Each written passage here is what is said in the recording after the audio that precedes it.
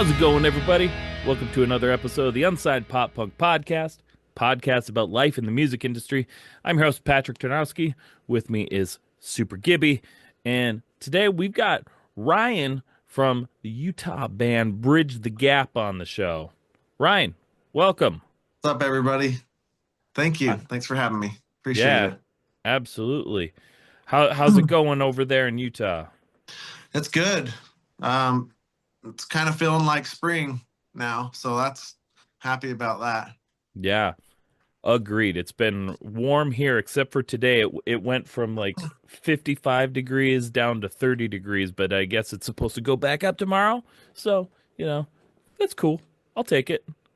Yeah, I'll take 30 degrees. I mean, that's yeah, good for us. So, yeah. No, uh, I I I'll, think just we're moved to sitting in the 50s Washington. or 60 right now, so it's feeling nice. oh, that's nice. Nice. Yeah. I just moved to Washington, so it's been like 40s and 50s all week. So I don't know if this is normal or not, but it does feel nice out over here so far. Nice. Yeah, I mean, that's a big change from Texas, I'll bet. Yeah. I'll take the cold over the heat any day. Yeah. That's Same. fair. That's fair. All right, Ryan. So, Bridge the Gap, y'all released your latest singles, Dustbin Brothers, and In the Throes, off of your upcoming sophomore album, Gainsayer, which comes out April 11th. Can you tell us a bit about the new album and what fans can expect from it? The new album, I think, is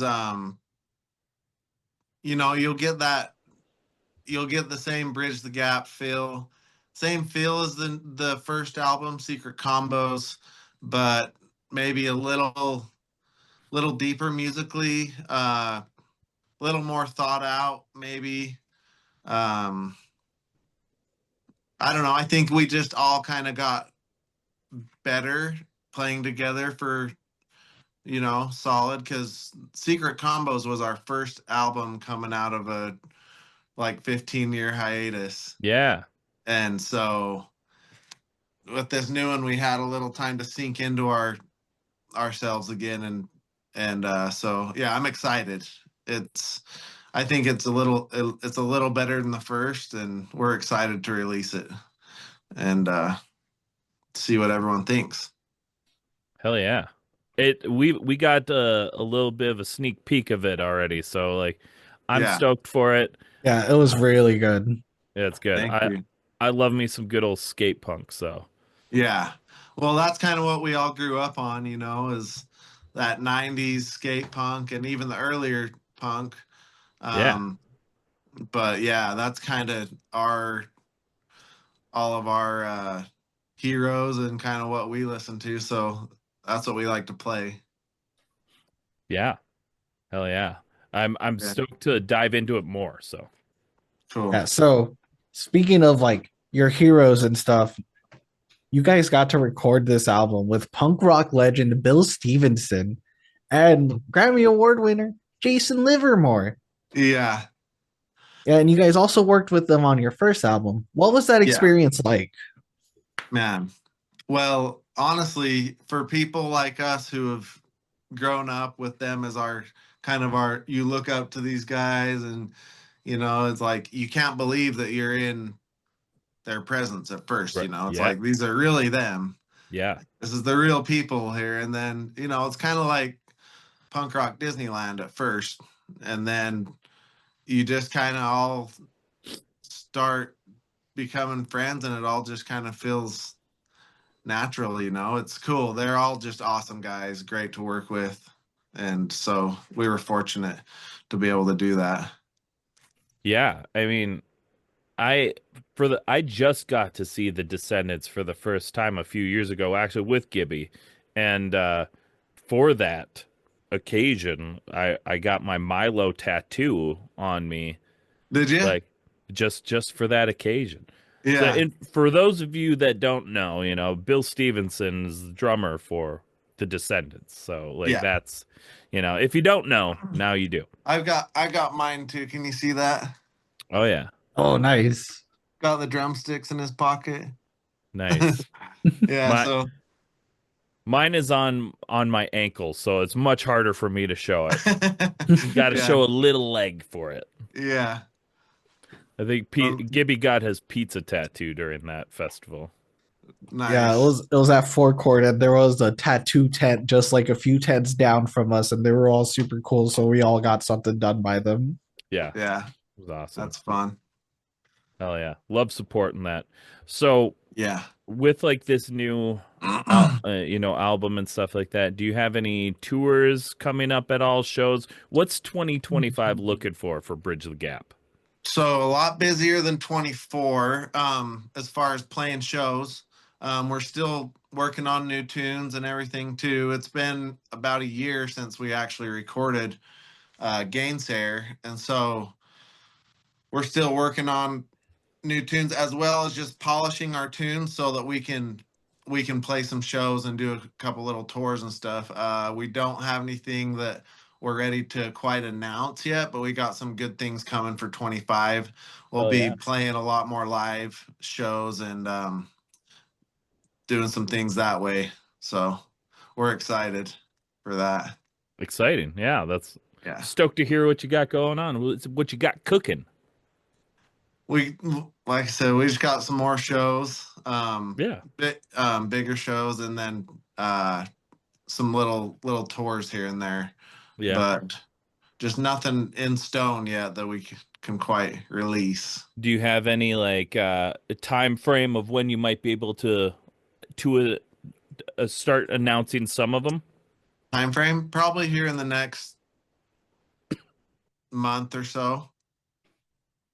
Nice, nice.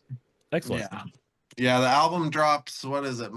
April 11th. So Yeah, yeah, it's coming up. it We is. got we got one more. We got one more single to release before the album drops. That'll be the end of this month, and then the album, and then we should have some news after that. So Exciting. yeah. So this is just my curiosity because two of my favorite bands from like when I grew up are from Yeah. Utah, the Used and Okay. Chelsea Grin. Uh-huh. So what is the scene like in Utah? It's 'Cause- actually okay. No, I was just gonna say because those are like the only two bands I could really think of off the top of my head that are from that state. Yeah. There's been a few, other ones. The Killers was a big one. Of course, Oh, it's not even in our genre. None Right. of those really, but I didn't even know the Killers are from there. yeah. And but yeah, the music scene's actually making a comeback. It was big when we were playing in the 90s, early 2000s and stuff. It was popping pretty good, especially for the punk scene and that, and then it evolved, into the, like Used and all the post-punk stuff. Yeah. And it was still going pretty good. It seemed like it died out for a while, but here lately I've seen that shows and stuff are coming back. The scene is, however, the music's changed a little bit, but the music scene is still pretty strong. So it's cool to see. Good. Only reason I know that my daughter's in a band, and so I'll go to the shows and stuff, and the kids are going crazy, and That's it's awesome. fun. Yeah, it's fun to see. What's your daughter's band called? Well, they're no more, but Oh, they're called Oralide. Oralide. They're pretty Okay. cool. Yeah. Nice. Well, Well, hopefully that shout out gets some enough buzz for them to do another run. Reform. At least make another band or something. yeah, I start think something it's new. important for kids to play music. I agree. Keep that music industry or the scene kind of alive. Right. I mean, they're the next generation. We need more of them. We can't just keep holding it together. We're gonna die out sometime. So Exactly. we need that new blood, Exactly. But you brought this up a couple times now. So like this obviously not your first punk rock rodeo, Before Bridge the Gap, you all were in a band called Unfold, released an album about, 20 years ago. Did you all continue to play music in between Yeah. or what, like how did Bridge the Gap come about? So yeah, so we all kind of, so we played solid in Unfold. Let's see, when I started in Unfold, I was 17. And I think when we stopped playing, I was probably 22 or 3. Mm-hmm. I think 20, about 23. And then we all stayed kind of in touch and whatnot. and then, and we all kind of played in different bands. But like, for instance, I moved away. I'd moved to the northern part of the state, and everyone else was either in the very southern or even in California. We were all Okay. kind of spread out. So we all kind of went our own ways, and we each kind of still played our instruments and everything. But meanwhile, Chad, the singer, songwriter, guitarist, Mm-hmm. was just kept writing music, kept writing songs, Yeah. right? In the meantime, and this was probably it was between 15 and 20, about 15 years probably. He start later is when he started sending songs and being Yeah. like, check out these songs that I'm still writing music. Check these songs out, see what you think. And we were all busy, had our own just 9 to 5s going on, Life. Yeah. yeah, life. And we're like, oh yeah, that's really cool. And then finally, you know, our guitar player, Jeff, who isn't actually playing with us at the moment anymore, uh, he's like, I'll present all this to Bill and we'll let's get a slot at the blasting room. And so that's what happened.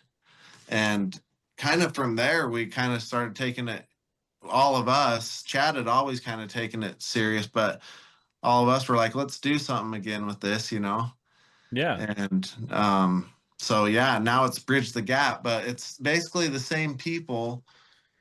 So me, Chad, Jeff, and then Sean, which in Unfold, Sean didn't actually play music. He was our tour manager slash sound guy slash everything. Okay. We drove the van everywhere so we could go on tour. And so now he's playing bass. And yeah, it's fun. It's super fun because same group of guys, but we're twice as old. Oh yeah. With a different name. But yeah, it's fun. Was there ever any talks about just starting with bringing Unfold back, or were you like, let's start fresh, let's start completely new? I think it was mostly Chad who kind of spearheaded Bridge the Gap. And I think his vision was let's just start new. Because Hmm. we tried with Unfold for years and we gained a lot of fans and it was a ton of fun. But I think, it kind of just died in a place that we just kind of wanted to leave there Sure. and let's just start this new thing. Same guys, but a new fresh start. And so that's kind of why there. Okay. It Yeah. works out. It gives us all kind of a new, I don't know, it's kind of a new perspective on the whole thing.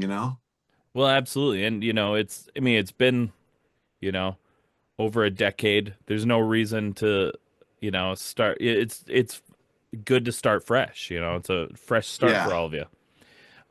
One of the things I was just wondering, Yeah. so you'd brought up that you just you had the songs and you were like, well, we'll present it to Bill.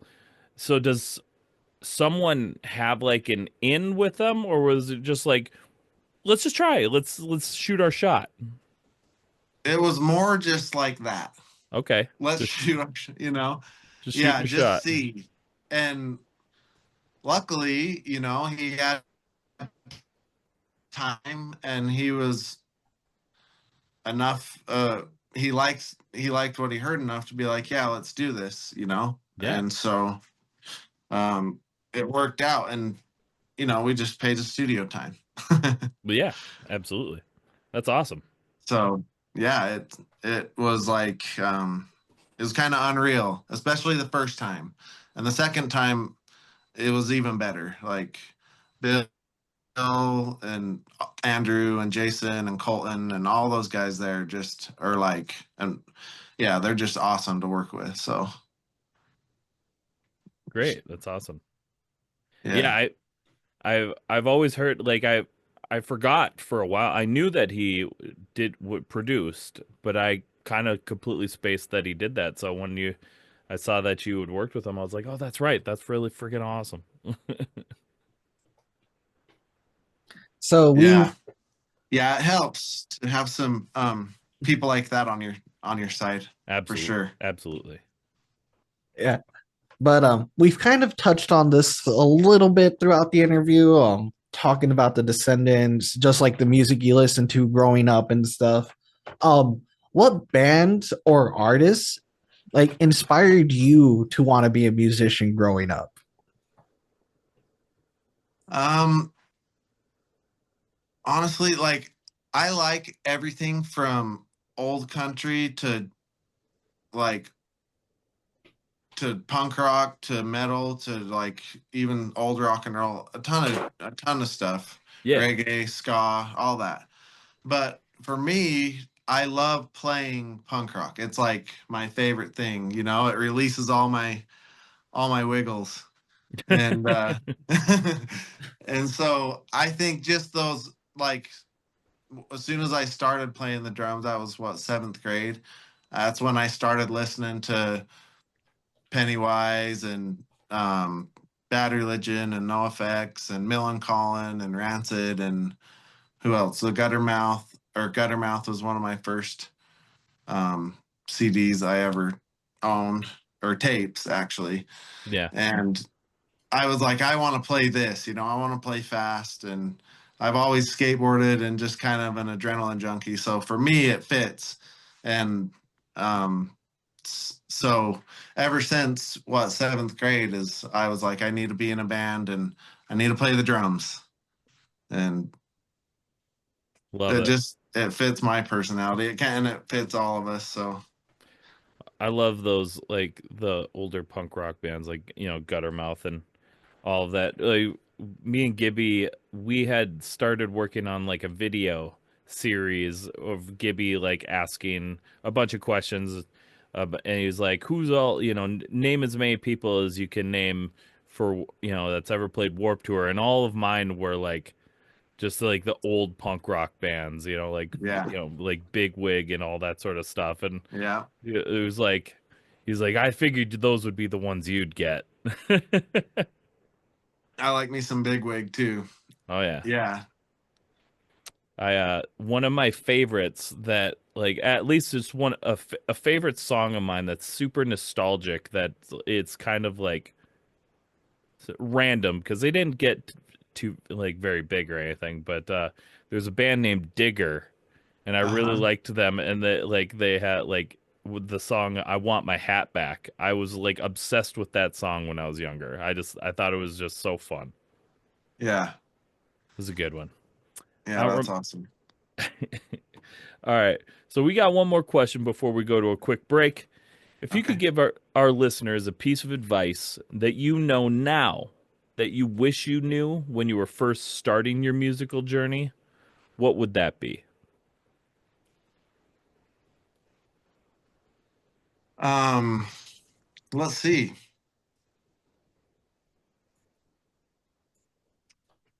Well, There's lots. I Lots I of could go so many directions on this. I Just know. some musical advice. Yeah. Well, I So was like 17 when I started, and then yeah. I'm 41. Yeah. I got a lot of time in between. Right. Um, I would just say like, um, man, this is a tough one. Yeah. Musical advice. Yeah, I just would,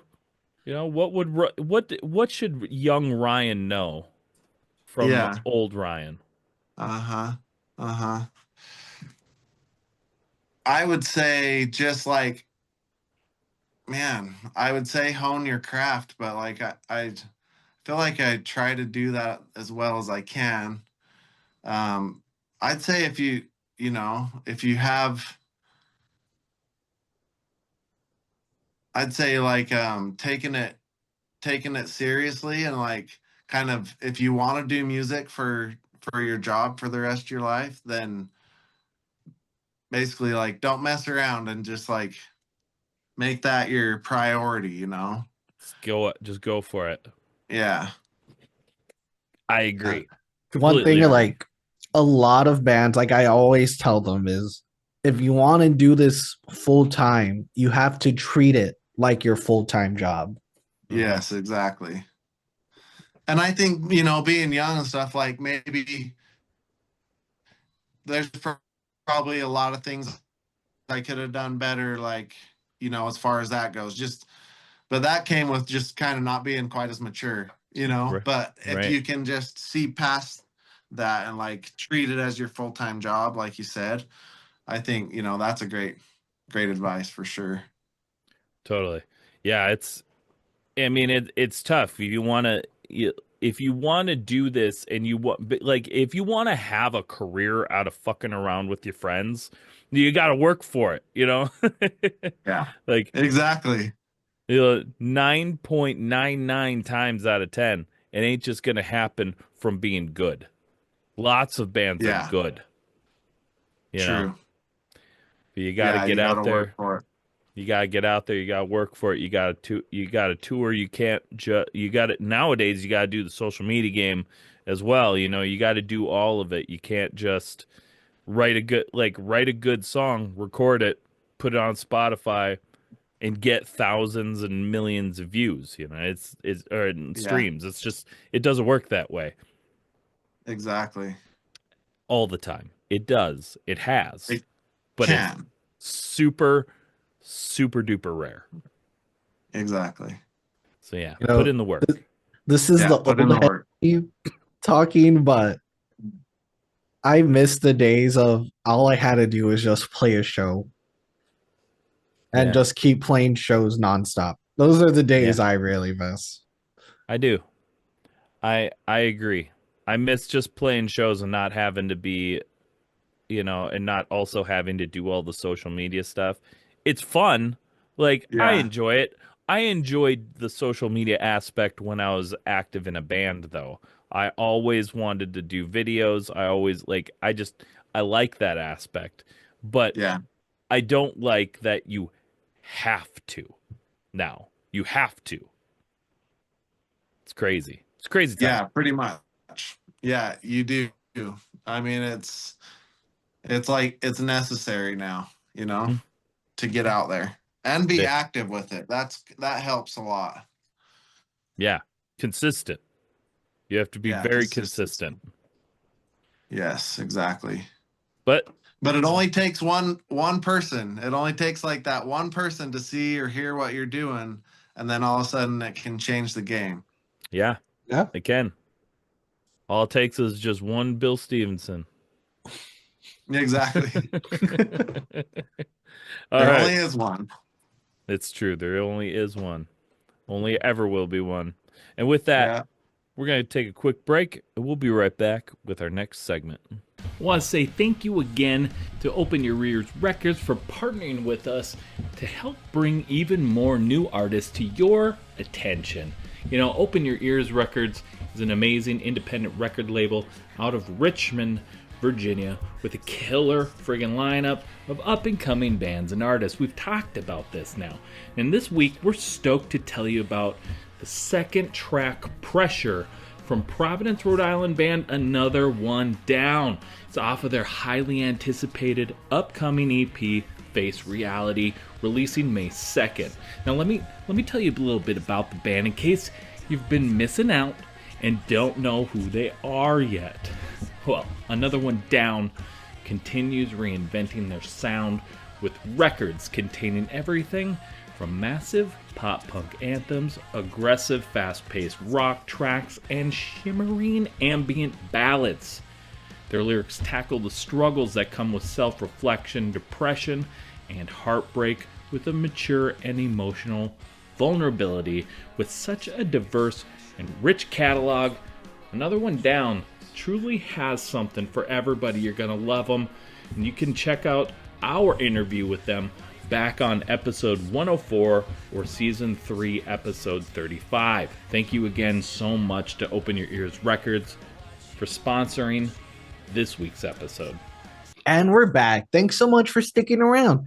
We're hopping into our next segment, everybody's favorite segment, because we say this is a music podcast, but we're really here to talk about food because we all love food. It's a food podcast. Like, this is secretly a food podcast.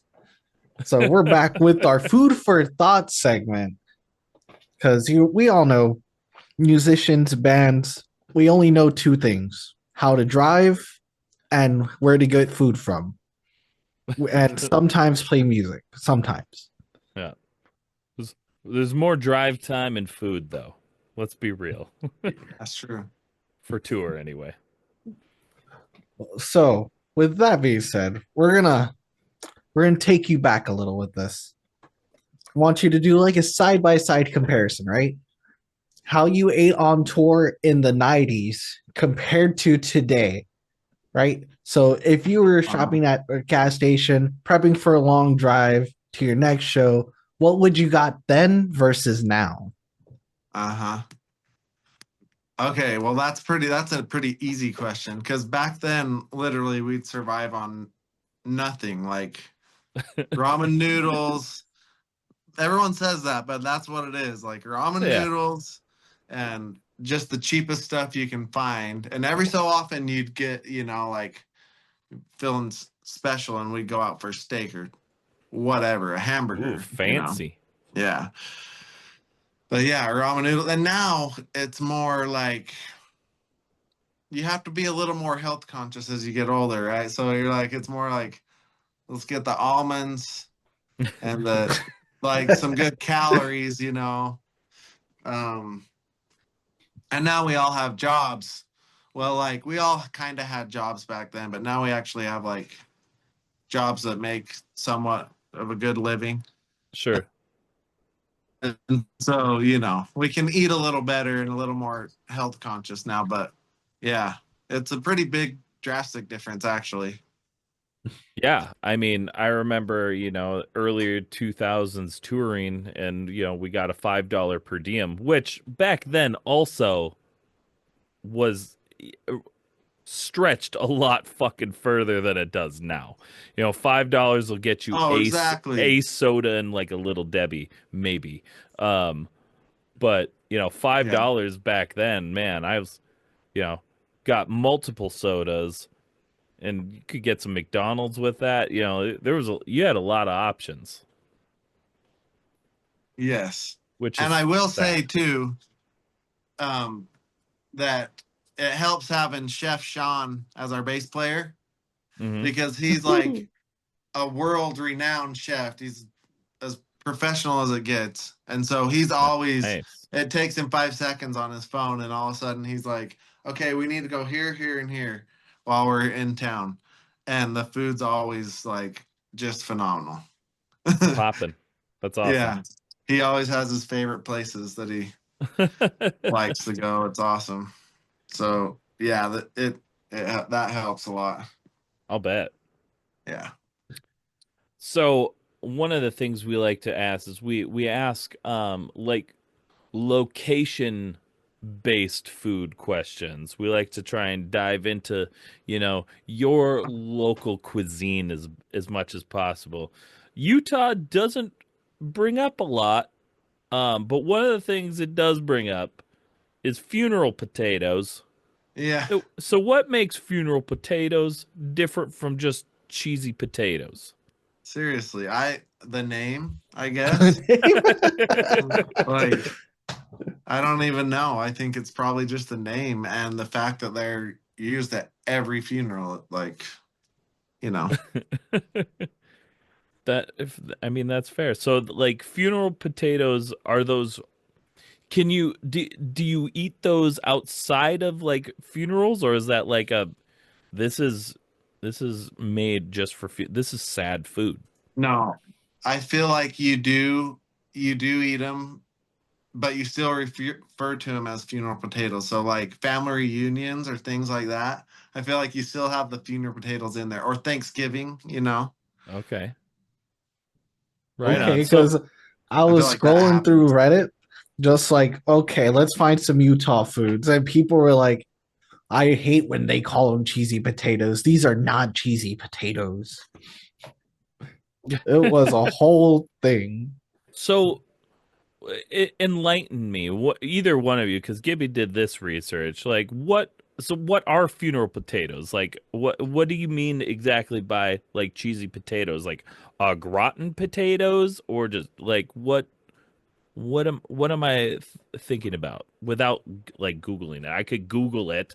I have a computer, but I feel like it's like a crusty top, kind of with the cheese and everything, and then Like a sometimes they'll even throw casserole like, type dish, right? yeah, it's kind of casserole with cheese and potatoes, and like sometimes oh, they'll throw like some cornflakes or something on yeah, I was top just to about to give it a say cornflakes crunch. is looking like that. Okay. Yeah. Yeah.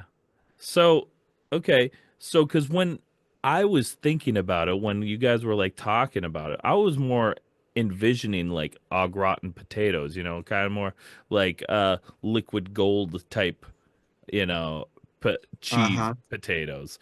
But it's like mashed potatoes at type with stuff on top of it. Like Yeah, or yeah. they're sliced Or thinly. okay. Like Yeah. scallop potatoes Yeah, yeah, with yeah. like Yeah.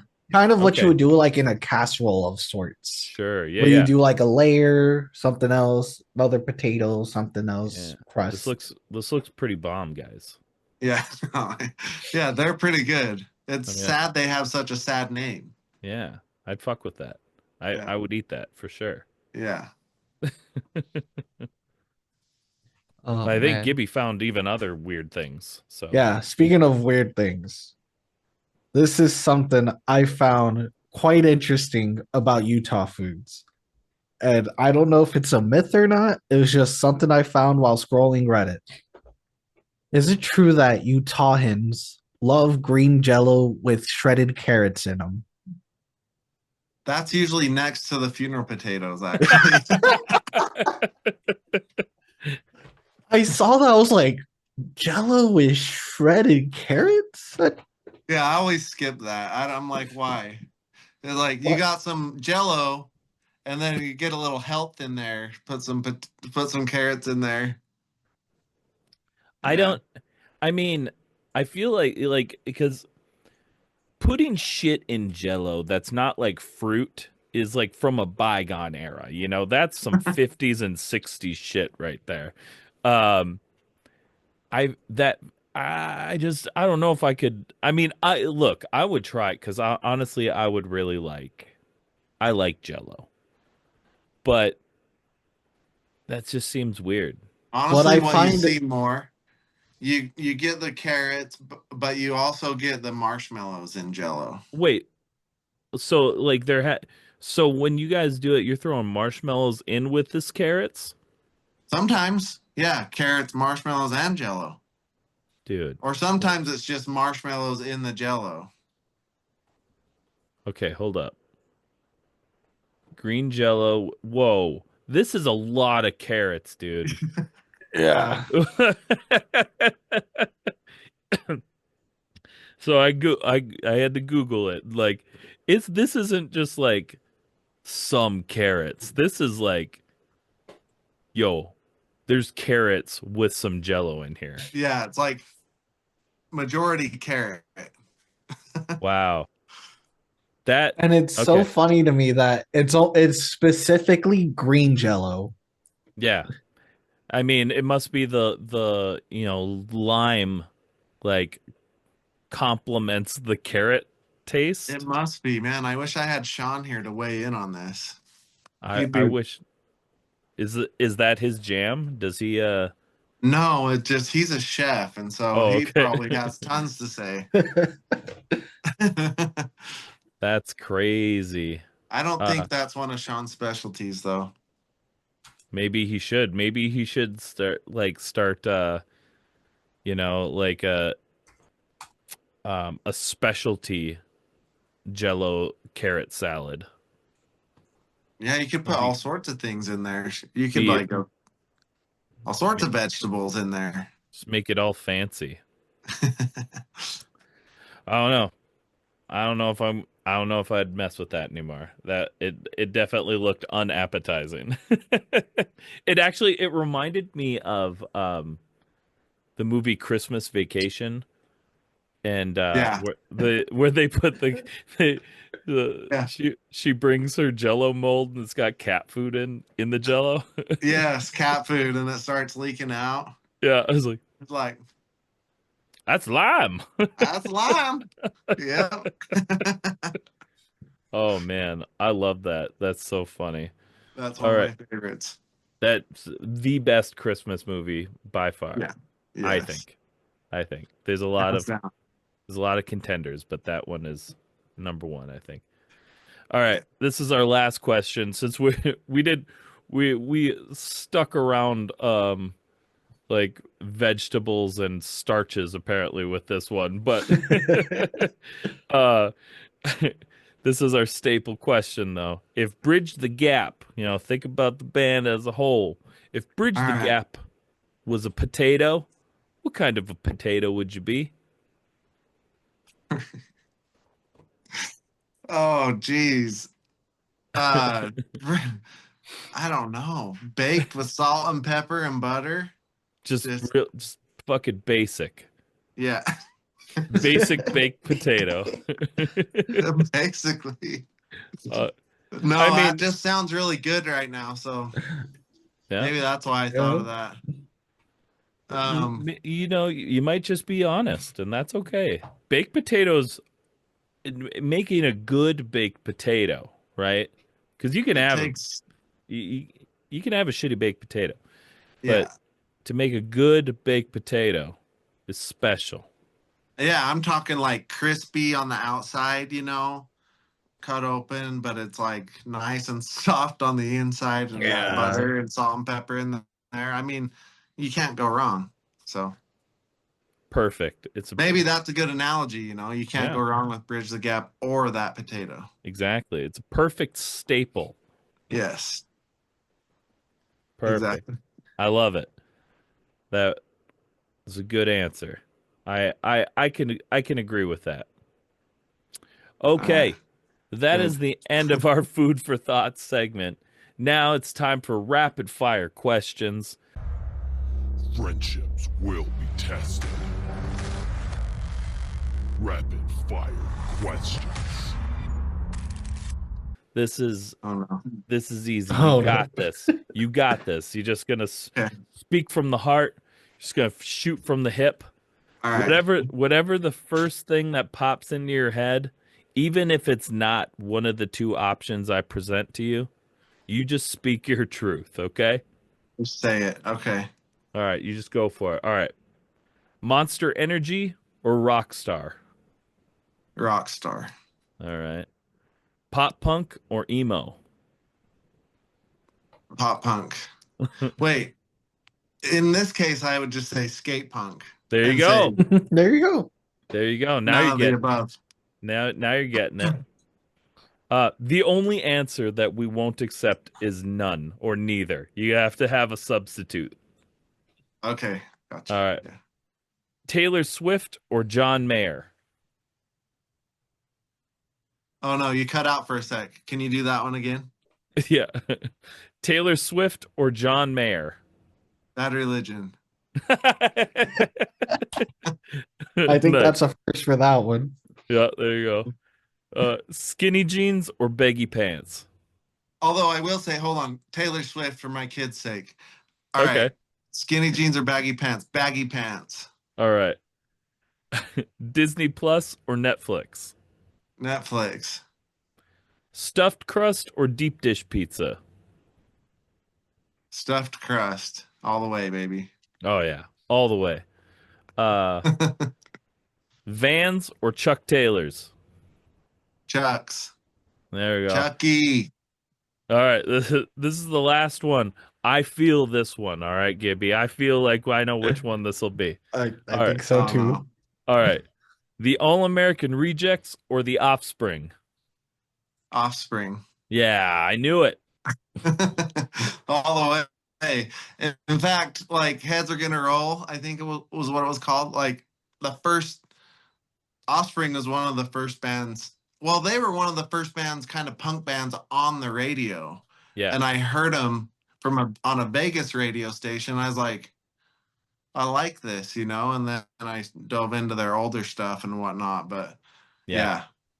that's I mean, more up my alley for sure. the first Offspring I remember hearing was off of Smash, and that's their blow up album, never looked back since. But my favorite is X-Nay on the Ombre. I stand by that. It's a good one. I love it. It's a good Well, that's probably one of the first ones with like radio tunes, right? No, Smash was like one of their biggest albums of all time. That's right. Yeah. The X-Nay did have a couple on the radio. Everything after that had a couple. X-Nay was a bit smaller, but I really liked it.